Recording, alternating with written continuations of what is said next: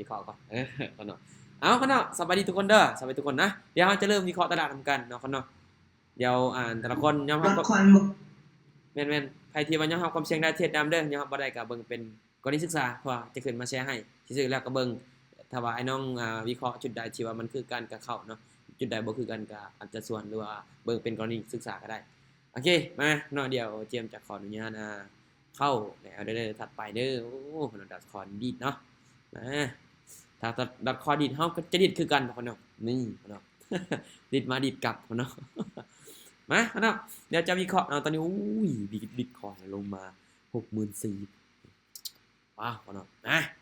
ดีดแล้วปัจจุบันนี้ดีดเนาะจุดนี้มีการเทขึ้นแต่จุดนี้เนาะเทลงสุดก่อนลงมาฮอดแล้วจุดนี้ปรับตัวขึ้นไป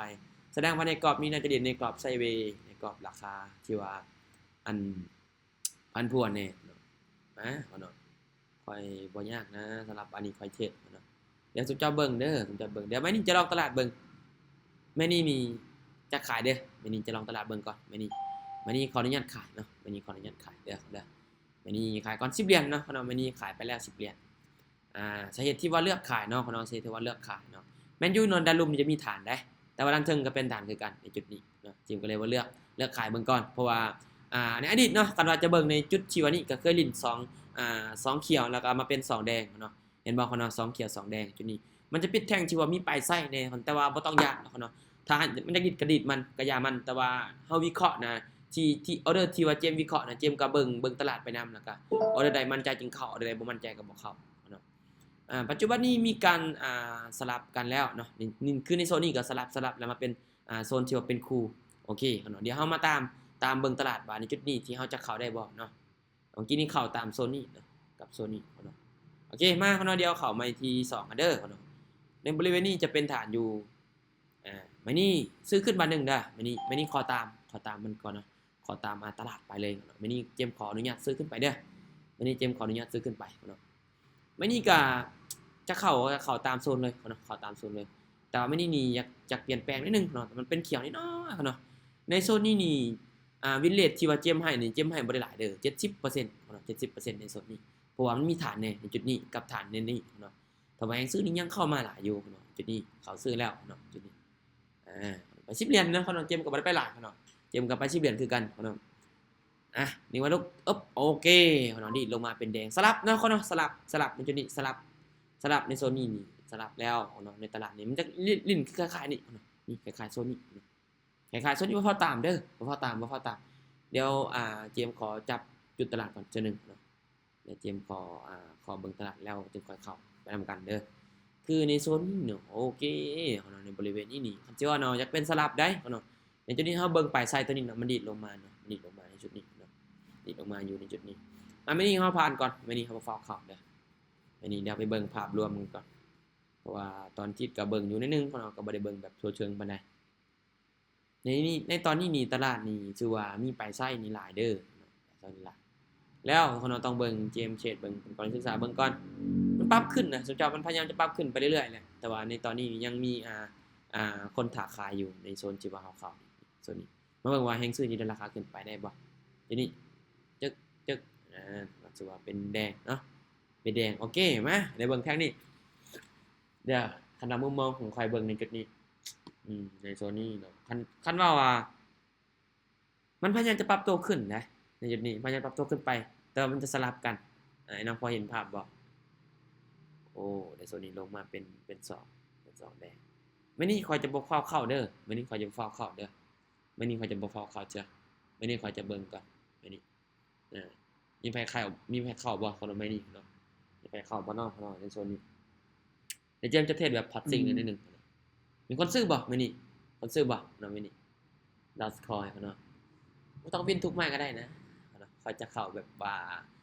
คันซ้อเนาะในมุมมองของคอยเทรดนะคอยจะบ่ให้วินทุกไม้ดอกเนาะคันวินก็ดีคนเนาะแต่ว่าตลาดนี้ถือว่าส่วนของเขามันก็บ่ได้แบบจะทุกไม้ตลอดเนาะแต่ว่าเราต้องรู้จักการเข้าโดยซื่อๆก็พอแล้วเนาะจับจุดเอาเนาะตกลงมาแฮงขนาดเนาะขายก็วินไปเนาะนี่โอ้ยมักวินเลยขายก็วินไปเนาะคนเนาะไม่นี่โอเคคนเนาะมาเดี๋ยวไม่นี่เดี๋ยวเจมจะเข้าก่อนในโซนนี้เคยดีในโซนนี้มันเคยดีแล้วในโซนนี้มันเคยดีแล้วในจุดนี้เคยดีแล้วโอเค มาเดี๋ยวไม่นี่เด้อไม่นี่เดี๋ยวเจมจะเข้าเด้อไม่นี่โอเคไม่นี่เจมจะขอซื้อขึ้นไปเด้อไม่นี่ขออนุญาตซื้อขึ้นไปก่อนบัตรนึงนะ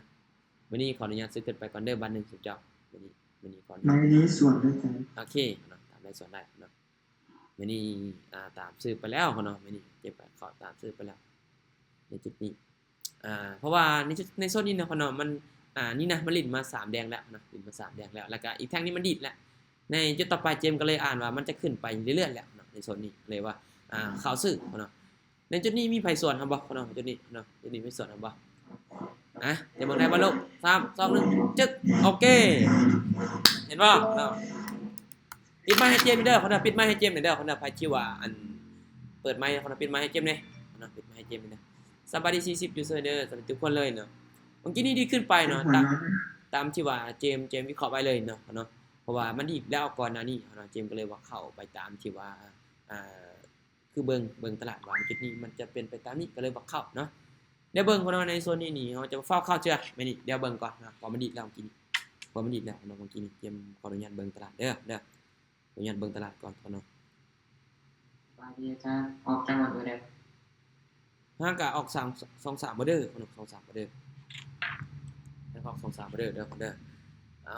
ปัจจุบันนี้มาเป็น2ไอ้น้องแล้วเนาะปัจจุบันนี้สบายดีเด้อคนที่เข้าใหม่เนาะสบายทุกคนเลยเนาะสบายดีไอ้น้องหมดทุกคนเนาะสบายทุกคนเลยในรอบ8 โมงเนาะเอาเนาะเดี๋ยวเฮาจับจุดกันใหม่เนาะโอเคเนาะมาเดี๋ยวเจมจะค่อยๆเข้าเด้อเมื่อกี้นี้ตอนนี้เจมมีกำไรอยู่ที่23เหรียญแล้ว23เหรียญแล้วเด้อตอนนี้เนาะนี่งบ200เดี๋ยวเบิ่งเนาะเดี๋ยวมื้อนี้เจมจะทดสอบเบิ่งตลาดก่อนมื้อนี้จะไป10เหรียญเบิ่งเด้อมื้อนี้จะไป10เหรียญเบิ่งในส่วนนี้โอเคดักเลยมื้อนี้ซื้อขึ้นไปมื้อนี้ซื้อขึ้นไปเด้อมื้อนี้ขอดักเลยมื้อนี้ขออนุญาตซื้อขึ้นไปเจมอ่านแท่งตัวนี้มันจะลงมาฮอดเพียงนี้ครับเจมอ่านในแท่งตัวนี้เด้อเจมอ่านในจุดนี้นะเจมอ่านขาดเลยนะในโซนนี้เนาะมันจะวินบ่เป็นหยังแต่ว่าออเดอร์ที่เจมเข้าไปนี่เจมวิเคราะห์สุดความสามารถที่จะวิเคราะห์ได้เด้อไอ้น้องก็เข้าใจไปนำกันเนาะมันจะวินบ่นี่ก็ต้องเบิ่งนำกันตลาดนี่มันเทรดในรูปแบบของ1 วิเนาะอัน1นาทีเนาะ1นาทีเนาะ1นาทีแล้วมันจะแบ่งให้เฮาวิเคราะห์30แล้วประเมินผล30เนาะโอเคเนาะในจุดนี้นี่ปิดเขียวน้อยแต่ว่ายังปิดเขียวให้เฮาได้อยู่เนาะโอเคในโซนนี้นี่ชื่อว่าสังเกตเบิ่งอดีตเนาะอดีตเนี่ยเป็น3แดงเนาะเป็น3แดงเป็น2เขียวในจุดนี้มันเป็นอีก3แดงเนาะเพราะฉะนั้นแล้วเนาะเจมก็จะเบิ่งในโซนอดีตไปนำเนาะคือในโซนนี้ยังมี2โวที่จะขึ้นเป็น3เขียวอยู่แต่ว่ามันขึ้นประจำหลายนี่เจมจะขายเด้อโอเคในโซนนี้ซื้อบัตร1เด้อนี่จะซื้อบัตร1เนาะนี่ซื้อบัตร1เท่านั้นจุดนี้จะเป็นยังค่ะ2เขียวกับยามันแต่ว่าในโซนนี้มันยังมี2โวในจุดนี้เนาะยังขึ้นในบ่ทันจำเชื่อเด้อในจุดนี้เจมก็เลยอ่านว่ามันจะเด่น3เขียวเด้อในจุดนี้เพราะว่าในจุดนี้นี่บางทีเนาะเจมมักเข้าในช่วงที่ว่าทำกำไรได้ในจุดจังซี่เจมก็มักเข้าคือกันเนาะเนาะเดี๋ยวเฮาเบิ่งตลาดไปนำกันเนาะเดี๋ยวเฮาเบิ่งตลาดไปนำกันเด้อเนาะสวัสดี41ยูเซอร์เด้อสวัสดีทุกคนเลยเนาะใครที่ว่าเข้ามานำหลังหรือว่าใครเข้ามาก่อนเนาะก็ทักทายสวัสดีกันเนาะ2-1โอเคเนาะเห็นบ่เนาะงามเลยเนาะในการเข้าเด้อของเฮาเนาะต้องละเอียดเด้อต้องละเอียดเจมเข้าเด้อเจมจะเบิ่งให้ละเอียดก่อนนะจึงเข้าเนาะออเดอร์ใดที่มันผิดพลาดก็ต้องเบิ่งไว้นำกันก็ขออภัยเด้อมาเดี๋ยวเฮาเข้ากันต่อเนาะปัจจุบันนี้ลงมาแล้วถ้าว่าด้านลุ่มจะเป็นฐานเด้ด้านลุ่มจะเป็นฐานเดี๋ยวเจมเบิ่งโมเมนตัมของตลาดก่อนมื้อนี้มีขายเด้อมื้อนี้เจมขายเด้อเนาะมื้อนี้เจมขายเด้อมื้อนี้เจมขายบัดนึงมื้อนี้เลือกขายเพราะว่าเจมเห็นในแท่งตัวนี้เนาะแท่งเขียวนี่เนาะแท่งเขียวนะก่อนอันนี้นี่จุดนี้มันมีแฮงขายกดราคาลงมาเนาะมันมีขายกดราคาลงมาแล้วปิดในโซนนี้เนาะราคาปิดของแท่งเขียวนี่อยู่ในราคาอันนี้เขาจะเอิ้นราคา0.8900นี่เนาะมันมีแฮงขายกดราคาลงมาเพียงนี้เนาะแล้วแท่งตัวนี้มาคอนเฟิร์มให้เจมเนาะเจมก็เลยว่าเลือกขายเนาะก็เลยว่าตามขายลงมาเนี่ยเจ๊กบัดนึงซึกบัดนึงถอนน้อยนึงเนาะน้อยนึงก็ซื้อเนาะโอ้ยเนาะวันนี้ขึ้นไปขึ้นเนาะเพราะว่าฐานนั้นลุ่มนี้ก็โอ้เนาะถือว่าแข็งแรงพอสมควรเลยเนาะในจุดนี้เนาะฐานนั้นลุ่มนี้แข็งแรงพอสมควรเลยเนาะในโซนนี้ใหญ่ประมาณนี้เอาเนาะในจุดนี้ลินในกรอบราคาเนาะลินในกรอบราคาแล้วในโซนนี้ โอเคนะเดี๋ยวเจมจะเบิ่งอีกทีหนึ่งเมื่อกี้นี้ลงมาแล้วดีมีการดีโตขึ้นเดี๋ยวเบิ่งมันจะมีการปรับเปลี่ยนบ่เดี๋ยวเบิ่งก่อนเดี๋ยวนะเดี๋ยวเบิ่งก่อนแต่ละคนกินข้าวแล้วบ่แต่ละคนไอ้น้องเฮาพากันกินข้าวแล้วติได้8 โมงแล้วมีคนไปโรงเรียนบ่เนาะมื้อนี้ เอาเนาะเดี๋ยวเบิ่งก่อนเนาะตลาดตัวนี้3กำไรตัวนี้32เหรียญเนาะ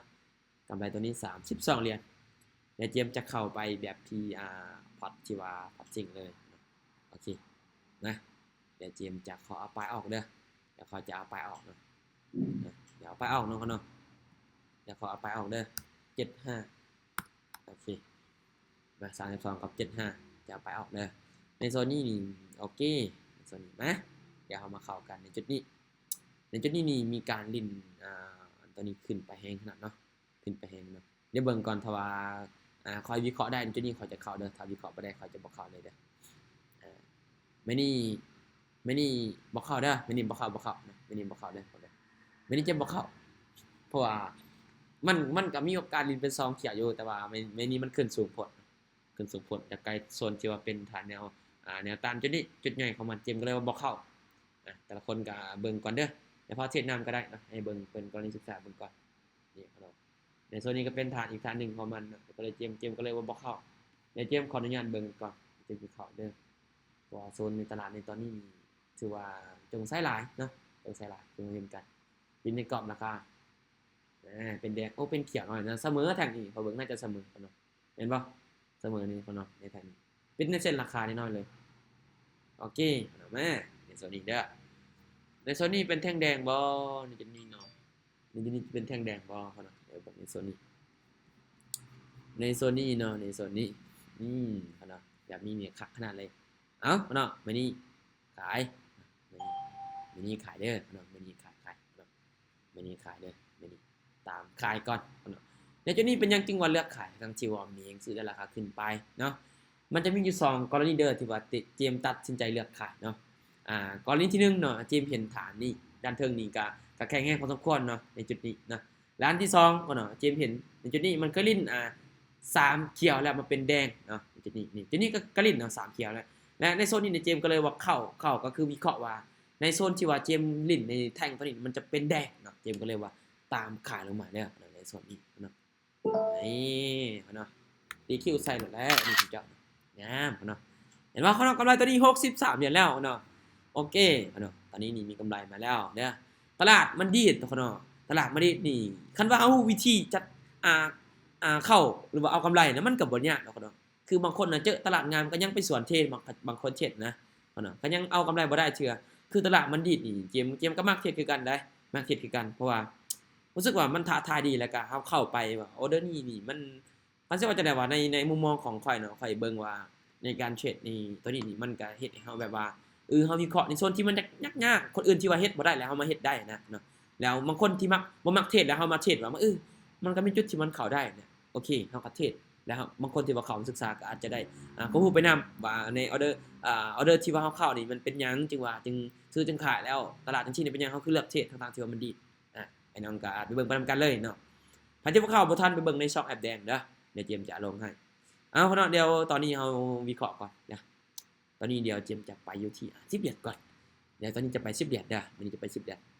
ในโซนนี้เนาะมันเป็น3แดงตัวนี้มาขึ้นสูงแล้วในโซนนี้เนาะขึ้นสูงด้านลุ่มด้านเทิงจะเป็นฐานอยู่ด้านเทิงจะเป็นฐานจงไส้เนาะโอเคไม่นี่ซื้อเด้อไม่นี่จะเข้าซื้อเพราะว่าในโซนที่ว่าเฮาเข้าอยู่ในตอนนี้เนาะในโซนนี้ขนมบริเวณนี้เด้อคันว่าเบิ่งในบริเวณนี้เนาะมันบ่มีแท่งใดที่ว่ามันเป็นแท่งเขียว1แท่งบ่มีแท่งใดเลยที่ว่าจะเป็นแท่งเขียว1แท่งเด้อในจุดนี้นี่เจมก็เลยว่าเข้าซื้อเพราะว่าจากที่ว่าอดีตเนาะอดีตที่ว่าเจมเบิ่งเด้อเจมเบิ่งอดีตที่ว่าที่ผ่านมาเจมลิ้นมันจะเป็น3แดงแล้วก็มาเป็น3เขียวแล้วก็1แดง2เขียว1แดง3เขียวแล้วก็มาเป็น3เขียวจุดนี้เนาะในจุดนี้ก็เลยว่าเจมเข้าซื้อเลยเนาะในจุดนี้ไป10เหรียญบ่ไปหลายเนาะในจุดนี้ไป10เหรียญบ่ไปหลายเนาะมาเบิ่งว่ามันจะเข้าเป็นเขียวได้บ่เนาะโอเคเห็นบ่เนาะในโซนนี้ชื่อว่าขึ้นไปงามๆเลยเนาะตามที่ว่าเฮาวิเคราะห์เนาะเดี๋ยวเฮาเข้ากันไม้นี่เด้อเดี๋ยวเฮาเบิ่งกันไม้นี่เนาะจุดนี้นี่ก็มีแฮงขายกดราคาลงมาเนาะอดีตเดี๋ยวเบิ่งอดีตเคยลิน2แดงเนาะอดีต2เขียว เออซองเขียวแล้วมาเป็นแดงหนึ่งโอเคคนเนาะในโซนนี้เจมจะซื้อขึ้นเด้อคนเนาะโซนนี้เจมจะซื้อขึ้นเด้อคนเนาะในโซนนี้เขาออเดอร์บายคนเนาะเขาซื้อคนเนาะในจุดนี้คนเนาะจุดนี้เป็นยังจึงว่าจังซื้อคนเนาะจุดนี้คำชื่อคือเจมว่าล่ะเจมเบิ่งอดีตไปนำเนาะอดีตในจุดนี้เนาะคนเนาะอดีตในโซนที่ว่าเฮาเล่นอยู่เนาะส่วนหลายมันจะเป็นแดง1อะไรมาเขียวเนาะเขียวมันจะมีอยู่ 2-3 แท่งเนาะแดง1เขียว 2-3 แท่งแดง1เขียว 2-3 แท่งในจุดนี้เจมก็เลยว่าเข้าซื้อเด้อในโซนนี้เนาะอีกอย่างเนาะฐานก็มีอยู่ในจุดนี้เนาะในโซนนี้ก็เลยว่าตามซื้อขึ้นไปในโซนนี้ไป10เหรียญเนาะไป10เหรียญบ่ไปหลายเนาะจึ๊กโอเคเนาะชื่อว่าเป็นแดงเนาะเป็นแดงเนาะในโซนนี้เนาะชื่อว่ามันลงมาเป็นแดงโอเคเดี๋ยวเจมนี้เจมจะเข้าเด้อในจุดนี้เดี๋ยวเจมจะขอเข้าไปอยู่ที่อัน60ละกันเนาะ63เด้อจะเข้าอยู่ที่63เหรียญเนาะวันนี้จะเอาป้ายไปเลยเนาะเอาป้ายไปเลยวันนี้จะไป63เหรียญเด้อวันนี้เอาป้ายไปเลยเนาะโอเคเนาะวันนี้ซื้อเนาะวันนี้โอเคเนาะตามซื้อเนาะวันนี้ขออนุญาตตามซื้อขึ้นไปเด้อเพราะว่าอันคือเจมได้บอกแหละเนาะเจมได้บอกเบื้องต้นเลยเนาะคือเจมก็จะเบิ่งตลาดที่ว่าเฮาเล่นอยู่ในตอนนี้เนาะเพราะว่ามันมีอันคันเช้าเนาะเนาะมันเล่นในโซนที่ว่าเป็น3ไม้น้องส่วนหลายเนาะ3เขียว3แดง3เขียว3แดงเนาะในจุดนี้เจมก็เลยว่าขออนุญาตตามซื้อขึ้นไปเลยเนาะในโซนนี้มีไผได้เข้านำบ่เนาะในจุดนี้เนาะหรือมีไผในโซนทำบ่เนาะในโซนนี้เนาะ3 2 1จึ๊กบ่1ได้บ่ลูกโอ้ยเนาะบ่ได้ซ้ำเนาะ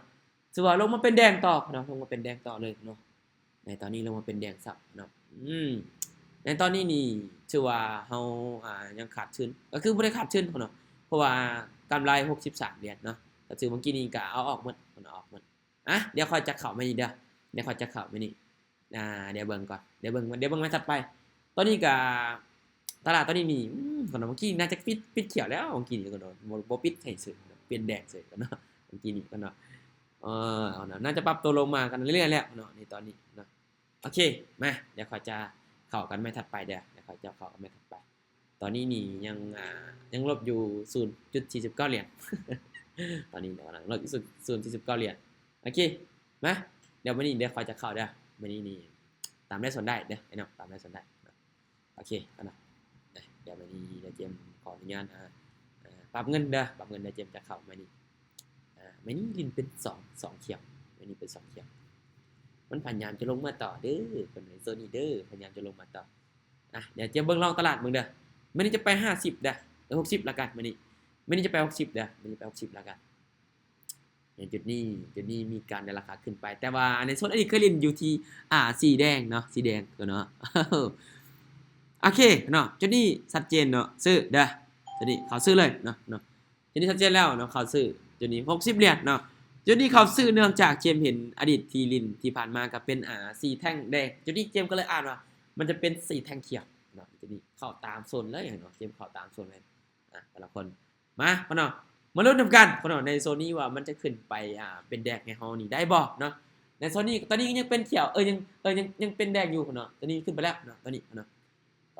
มาเบิ่งนำกันเนาะในช่วงท้ายๆบิเนาะ5 4 3 2 1โอเคเนาะนี่เนาะกำไรมาที่57เหรียญแล้วเนาะตอนนี้57เหรียญแล้วเด้อเนาะตอนนี้โอเคเนาะมาเดี๋ยวเข้าต่อเนาะเข้าต่อเนาะในเจมขออนุญาตเข้าต่อเลยเนาะมื้อนี้ขอจะไป5เหรียญเด้อมื้อนี้ไป5เหรียญแล้วจะเบิ่งสูตรค่อยเข้าเด้อ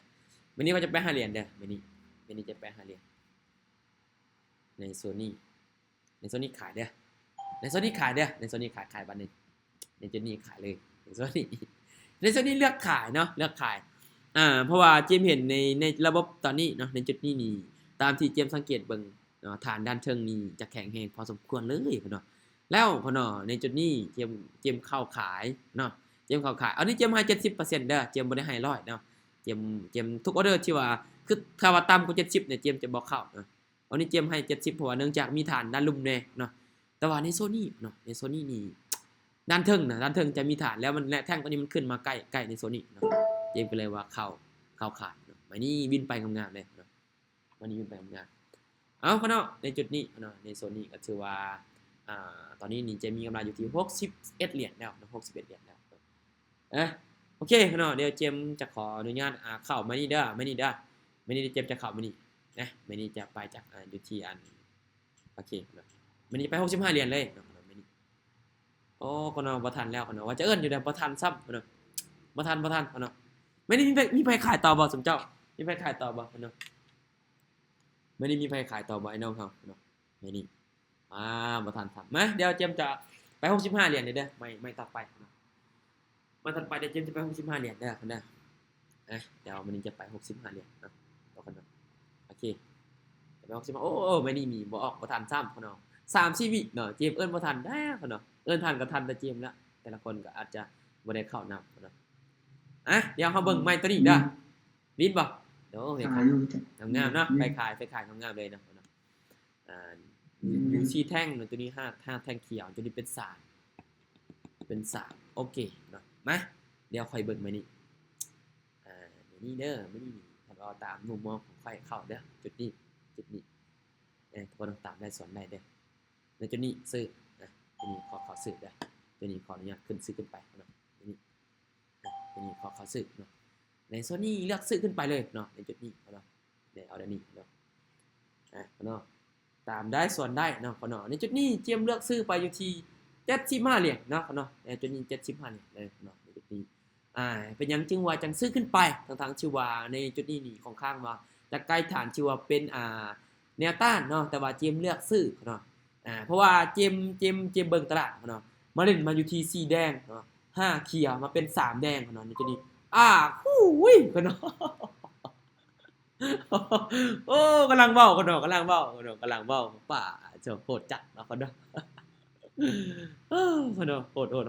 ตลาดนี่เนาะกำลังว่าในจุดนี้นี่มันจะขึ้นไปเป็นเขียวงามๆเลยนะเมื่อกี้ตะก่อนดิเสยเนาะตะก่อนเนาะตลาดนี่ค่อยแล้วเฮ็ดก็แล้วตลาดนั้นนี่ป้าเนาะ ใครเป็นโรคหัวใจว่างต้องเทศ